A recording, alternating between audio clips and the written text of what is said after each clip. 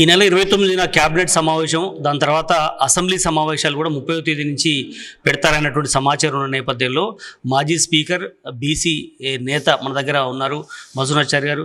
దీంట్లో మాట్లాడించే ప్రయత్నం చేద్దాం. బీఆర్ఎస్ కూడా 42% రిజర్వేషన్ కోసం గట్టిగానే ఫైట్ చేస్తుంది. ప్రభుత్వాన్ని మెడలోంచి అయినా కూడా ఖచ్చితంగా ఇచ్చినటువంటి హామీని నెరవేర్చేలాగా ప్రయత్నం చేస్తామని కూడా చెప్తూ వస్తున్నారు. మన దగ్గర అన్ని విషయాల మీద మాట్లాడించే ప్రయత్నం చేద్దాం. మరి మీరు కూడా ఒక మీటింగ్ పెడదాం అనుకున్నారు బీఆర్ఎస్ సంబంధించినటువంటి కరీంనగర్లో, అది ఎంతవరకు వచ్చింది? మేము పెట్టడానికి అన్ని ఏర్పాట్లు కూడా చేసుకున్న తర్వాత వాతావరణ శాఖ వాళ్ళు కంటిన్యూస్గా 4-5 రోజులు వర్షాలు ఉన్నాయనేటువంటి మాట ధర్మిల దాన్ని పోస్ట్పోన్ చేయడం జరిగింది. అయితే మీటింగ్తో పాటు రాష్ట్రంలో జరుగుతున్నటువంటి ఈ కాంగ్రెస్ ప్రభుత్వం బీసీలను మోసం చేస్తున్నటువంటి తీరు, ఏ రకంగా మభ్యపెట్టేటువంటి ప్రయత్నం చేస్తున్నది అనేటువంటి విషయాన్ని నిశ్చితంగా గమనిస్తున్నాం. సందర్భాన్ని బట్టి, పరిస్థితిని బట్టి వాతావరణం కూడా అనుకూలిస్తే తప్పకుండా మళ్ళీ మా నాయకత్వం దృష్టికి తీసుకుపోయి మీటింగ్ పెట్టేటువంటి ప్రయత్నం చేస్తాం. రైట్. 42% రిజర్వేషన్ అంశం మీద ఇప్పటికే 9th షెడ్యూల్లో చేరిస్తే తప్ప వేరే మార్గం లేని పరిస్థితి ఉంది. మీరు కూడా మొదటి నుంచి అదే చెప్తున్నారు. ఇప్పుడు ఢిల్లీకి సీఎం వెళ్ళారు, దాని తర్వాత నిన్న ఇవాళ కూడా దాని మీదనే చివరి అస్త్రంగా ఆయన మాట్లాడతామని కూడా చెప్తున్నారు. మీ మీద కమిటీ చేస్తా అంటున్నారు. ఏం జరగబోతుంది అనుకుంటున్నారు? ఇందులో 2 అంశాలు. ఒకటి, నిజాయితీగా బీసీలకు రిజర్వేషన్లు అమలు చేయడం. రెండవది హిడెన్ ఎజెండా. బీసీలు పెద్ద సమూహం కాబట్టి వీళ్ళ ఓట్లను నమ్మించడం ద్వారా ఎట్లా కొల్లగొట్టవచ్చు అనే దానికి నిదర్శనం బీసీ డిక్లరేషన్ చేసి ఓట్లు దండుకొని అధికారంలోకి రావడం. ఆ తదనంతర పరిణామాల్లో మేము మొదటి నుంచి చెప్తా ఉన్నాం, 42% రిజర్వేషన్లు అనేది కాంగ్రెస్ పార్టీగా ఇచ్చినటువంటి డిక్లరేషను. ఇది బీసీల డిమాండ్ కాదు. బీసీల డిమాండ్ మేమెంతో మాకంతా. మేము ఏ శాతం అయితే 54-55% ఉన్నాం, మాకు ఆ శాతం దేశవ్యాప్తంగా రాష్ట్ర వ్యాప్తంగా రాజకీయమైనటువంటి న్యాయం జరగాలనేది మా డిమాండ్. ఇచ్చినటువంటి హామీని నమ్మించడం వరకు మాత్రమే పరిమితమై కాంగ్రెస్ పార్టీ పనిచేస్తూ ఉన్నది, కానీ చిత్తశుద్ధితో కాదు. చిత్తశుద్ధి 9th షెడ్యూల్లో చేర్చడం ద్వారా మాత్రమే సాధ్యం.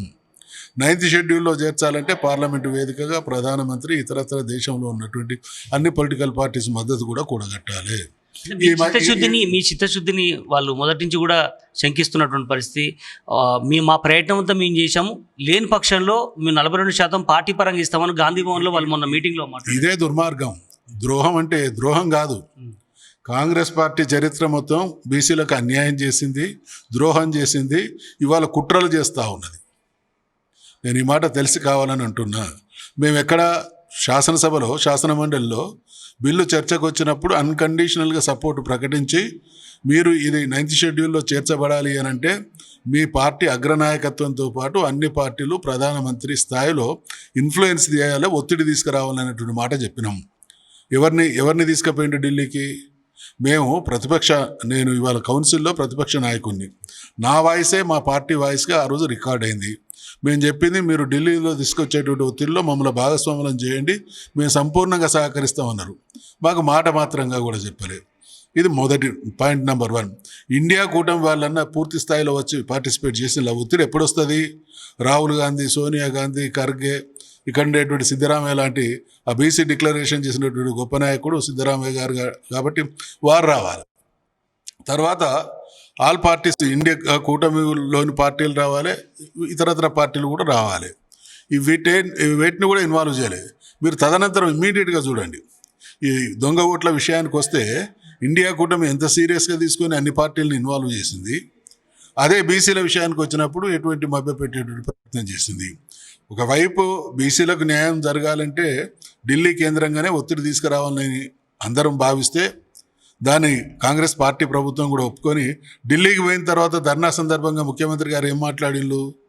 మోడీ గారిని గద్దెదించాలి, రాహుల్ గాంధీని ఎక్కించాలి. తద్వారా అంటే ఇదేమన్నా బీసీ అంశాన్ని పూర్తిగా దాన్ని చేయడంలో ఆ ప్రభుత్వానికి, ఆ పార్టీకి, రేవంత్ రెడ్డికి ఏమాత్రం చిత్తశుద్ధి లేదు. కాబట్టి ఎక్కడికక్కడ మాట దాటేసేటువంటి మాటలు. 42% కనుక ఆ రకంగా వాళ్ళు నిర్ణయం తీసుకుంటే మీరు కూడా బీఆర్ఎస్ పార్టీ కూడా 42% కంటే ఎక్కువ అది ఇది ద్రోహం అండి. 42% పార్టీల రిజర్వేషన్ కాదు కదా. కాంగ్రెస్ పార్టీ ఎన్నికల మేనిఫెస్టోలో, డిక్లరేషన్లో మేము చట్టబద్ధత తీసుకొని వస్తామన్నదా, లేకపోతే పార్టీ పరంగా ఇస్తామన్నారా?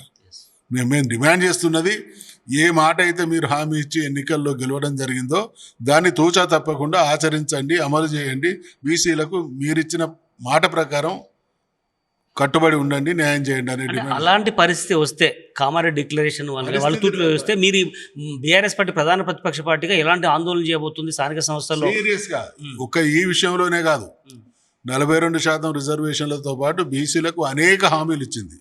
ఆ డిక్లరేషన్లో ఉన్నటువంటి ప్రధాన అంశాల్లో 42% రిజర్వేషన్లతో పాటు మాకు క్యారీ ఫార్వర్డ్ మాకుండేటువంటి అంటే సంవత్సరానికి 20,000 కోట్ల రూపాయలు ఖర్చు పెడతామన్నారు. ఇంకా రకరకాల కులగణన చేస్తామన్నారు, రకరకాలుగా హామీలు ఇచ్చిళ్ళు. మా సప్లాన్కు చట్టబద్ధత తీసుకొస్తామని కూడా అన్నారు. చట్టబద్ధత తీసుకురావడానికి అడ్డంకి ఏమున్నదండి? 20,000 కోట్లు పెట్టడానికి అడ్డంకి ఏమున్నది? ఇదైతే ముఖ్యమంత్రి స్థాయిలో ఇక్కడ ఎవరి సహకారం అవసరం ఉన్నటువంటి అంశాలు కాదు కదా. చట్టబద్ధత తీసుకురావడం, 20,000 కోట్లు ఖర్చు చేయడం అంటే వీళ్ళు ఏ విషయంలో కూడా బీసీలను ఏమార్చే ప్రయత్నమే చేస్తున్నారు తప్ప నిబద్ధత నిజాయితీ లేదనడానికి నిదర్శనం. క్యాబినెట్ సమావేశం 29th పెట్టాలనుకుంటున్నారు. దీంట్లో ప్రధానంగా అసెంబ్లీ సమావేశాలు, మండలి సమావేశాలు ఏర్పాటు చేయడం కానీ, అదేవిధంగా కాళేశ్వరం దాని మీద ఇప్పటికే హైకోర్టు దాకా వెళ్ళడం జరుగుతున్నటువంటి పరిణామాల నేపథ్యంలోనే సమావేశాలు ప్రత్యేకంగా ఏర్పాటు చేయాలన్న రీజన్. దీని మీద బీఆర్ఎస్ పార్టీ ఏ రకంగా దాన్ని ఇప్పుడు కాళేశ్వరం విషయంలో గతంలో కూడా చట్టసభల్లో అనేక సందర్భాల్లో చర్చలు జరిగినాయి. ఎవరి వాదం వాళ్ళు బలంగా వినిపించిండ్రు. ఒకే అంశం చుట్టూ తిప్పడం అంటే ప్రజల్ని వాళ్ళకు అసలు ప్రజలు ఎదుర్కొంటున్నటువంటి సమస్యల పట్ల ఇవాళ కాళేశ్వరంతో పాటు ఈ రాష్ట్రంలో ఎన్ని సమస్యలు ఉన్నాయండి?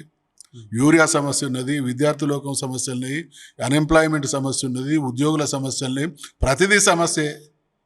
నిన్నటిదాకా మేము 9.5 సంవత్సరాల అధికారంలో ఉంటే ఏ రోజన్నా కరెంటు పోయినటువంటి దాఖలాలు ఉన్నాయా?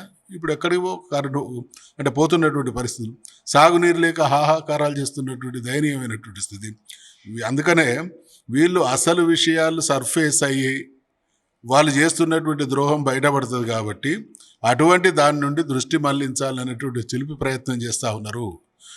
మీరు ఎటువంటి డైవర్షన్ పాలిటిక్స్ చేసినా ఎరువుల బస్తాలు, యూరియా బస్తాలు దొరకని రైతు కడుపు మంటను ఎవరు తీర్చలేరు. వాళ్ళ రియాక్షన్ సందర్భాన్ని బట్టి ఖచ్చితంగా ఉంటుంది.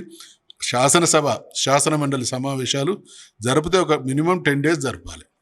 అన్ని విషయాలు చర్చించడానికి మేము సిద్ధంగా ఉన్నాం. అది కాళేశ్వరం కావచ్చు, రైతుల సమస్య కావచ్చు, ఏ సమస్యనైనా కూడా ధీటుగా ఎదుర్కోవడానికి గతంలో రేవంత్ రెడ్డి ముఖ్యమంత్రి అయిన తర్వాత జరిగినటువంటి ప్రతి సమావేశాన్ని మేము ధీటుగా ఎదుర్కొన్నాం. అనేక సందర్భాల్లో ప్రభుత్వం పలాయనం చిత్తగించింది. ఇక్కడ పవర్ పాయింట్ ప్రజెంటేషన్ ఏర్పాటు చేసి మండలిలో కానీ అసెంబ్లీలో కానీ ఏర్పాటు చేసి గత ప్రభుత్వంలో చేసినటువంటి మొత్తం కాళేశ్వరం అంశం మీద ఎండగట్టాలే, కేసీఆర్ని టార్గెట్ చేసి దీన్ని మొత్తం సభను వాడుకోవాలన్నటువంటి చర్చ జరుగుతున్న నేపథ్యంలో మీరు ఏ రకంగా ఎదుర్కోబోతారు? మీరు మండలి ప్రతిపక్ష నేతగా ఉన్నారు కాబట్టి అక్కడ ఎట్లాంటి పరిస్థితి? ఇప్పుడు మీడియా సాక్షిగా వాళ్ళు చేసినటువంటి పవర్ పాయింట్ ప్రజెంటేషన్లకు కౌంటర్గా తెల్లారే హరీష్ రావు గారు ప్రతిసారి కూడా కౌంటర్ ప్రజెంటేషన్ జరిగింది. మీరందరూ కూడా చూసిండ్రు. అందుకని సభలో అంటే వాళ్ళకు ఉండేటువంటి విచక్షణ ప్రకారంగా ఎదుటోళ్ళ బీఆర్ఎస్ పార్టీ వాయిస్ను నొక్కకుండా ఏ ప్రజెంటేషన్కైనా కౌంటర్ ప్రజెంటేషన్ ఇవ్వడానికి చర్చలో వాళ్ళు మా మైకులు నొక్కకుండా ఉంటే దేన్నైనా ఎదుర్కోవడానికి మేము సిద్ధంగా ఉన్నాం. సిఐడి విచారణ తరహాలోనే ఏదైనా ఇన్వెస్టిగేషన్ ఏజెన్సీ ద్వారా ఒక నేరం మీ పైన మోపి చేసేటువంటి కుట్ర జరుగుతున్నట్టుగా తెలుస్తుంది. బ్రహ్మాండం. ఇప్పుడు ఎంక్వైరీ కన్నా ముందే ఓ లైన్ డ్రా చేస్తా, ఒక లైన్ ఇస్తున్నది గవర్నమెంట్. ఏం చేస్తున్నది? ఈ ఎంక్వైరీలకు మేము భయపడడం కాదు, ఎంక్వైరీలను ఇన్ఫ్లుయెన్స్ చేసే విధంగా ప్రభుత్వం మాట్లాడుతూ ఉన్నది. వాళ్ళు ఏ నివేదిక ఇవ్వాలి, ఎటువంటి ఫైండింగ్స్ ఉండాలనే దాన్ని వాళ్ళు డైరెక్షన్ ఇస్తూ ఉన్నారు, వాళ్ళని ఇన్ఫ్లుయెన్స్ చేస్తూ ఉన్నారు. అందుకనే సందర్భాన్ని బట్టి మేము కోర్టులో ఆశ్రయించాల్సి వస్తాం. ఉపరాష్ట్రపతికి సంబంధించి కూడా మనం సుదర్శన్ రెడ్డిని ఆల్రెడీ ఇక్కడ ఎన్డీఏకి సంబంధించినటువంటిది కావచ్చు, లేదంటే అక్కడ ఉన్నటువంటి అధికార పార్టీ కావచ్చు, ఎన్డీఏ కావచ్చు, ఈ రకంగా చేయడానికి పట్ల రాష్ట్రాన్ని ముఖ్యంగా బీఆర్ఎస్ పార్టీని టార్గెట్ చేస్తూ మన రేవంత్ రెడ్డి చెప్పారు. ఇక్కడ రాష్ట్రంలో ఉన్నటువంటి వ్యక్తికి ఎందుకు సపోర్ట్ చేయట్లేరు అని చెప్తున్నారు. మీరు ఎట్లా? సో ఇది మా పార్టీ నిర్ణయించాల్సినటువంటి అంశం. మా నాయకుడైనటువంటి కేసీఆర్ గారు దాని మీద స్పందిస్తారు, అప్పుడు మా లైన్ చెప్తారు. మొత్తానికి సభలో కనుక స్టార్ట్ అయితే మాత్రం సీరియస్గానే అటు మండలిలో కానీ సభలో కానీ మేము ఎదుర్కొంటాం, ఖచ్చితంగా దాన్ని తూర్పారబడతామని కూడా చెప్పే ప్రయత్నం వస్తున్న చర్యగా చెప్తున్నాం. కెమెరా పర్సన్ కృష్ణతో నరేందర్, జీ తెలుగు న్యూస్, తెలంగాణ భవన్ నుంచి.